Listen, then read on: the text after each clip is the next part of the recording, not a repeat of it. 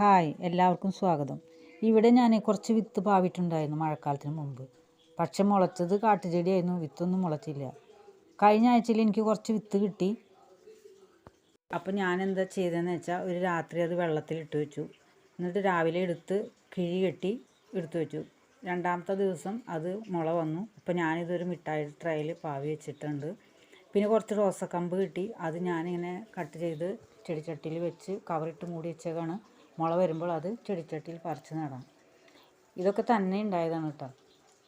അപ്പോൾ ഇതേപോലെയാണ് ഇപ്പോൾ എൻ്റെ ചാനലിൻ്റെ വളർച്ചയും.